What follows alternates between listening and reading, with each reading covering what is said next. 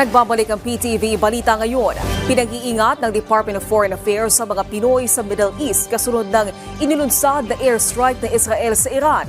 Payo ng Embahada ng Pilipinas sa Baghdad, iwasan muna ang pagpunta sa mga pampublikong lugar doon at manatiling nakaalerto. Ayon kay Foreign Affairs Undersecretary Eduardo de Vega, aabot sa 2,000 Pilipino ang nananatili sa Iran na karamihan ay kasal sa Iranian national. Magugunitang naglunsad ng malawakang airstrike ang Israel laban sa Iran upang wasakin ang nuclear facilities ng Iran at panagutin ang mga military leaders sa Tehran. Patuloy ang paghahati ng pamahalaan ng mas abot kayang presyo ng bigas. Ngayong araw, formal na inilunsad sa Tondo, Maynila ang Benteng Bigas Meron na program. Bahagi ito ng ugnayan ng Department of Agriculture at Department of Labor and Employment na palawigin ang programa para sa mga manggagawa. Nasa mahigit 11,800 na minimum wage earners mula sa 500 kumpanya sa rehiyon ang inaasahang makikinabang sa programa. Samantala, alamin natin ang ibang balita sa PTV Davao mula kay Jay Lagang.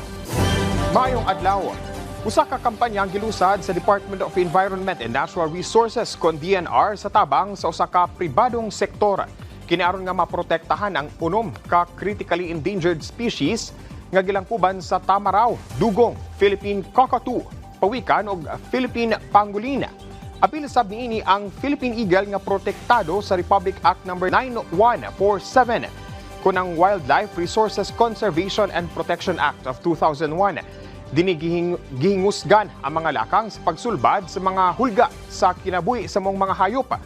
Pagpangita og breeding ug nesting site alang sa pagpadaghan sa ilang populasyon ingon man ang capacity building sa mga personahe nga magbantay ug mag-atiman kanila. Subay sa balaod hugot nga ginabawal ang pagdakop ug pagpatay sa mong mga hayop sanglit. Bugti niini ang silot nga multa o pagkapriso.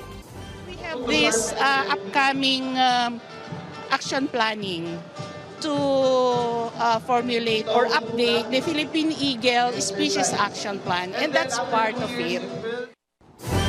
Gisugdan ang konstruksyon sa all-weather farm-to-market road sa barangay sa Bansalan, Davao del Sur aron nga makatabang sa mga mag-uma ug komunidad sa paspas ug luwas nga transportasyon sa produkto.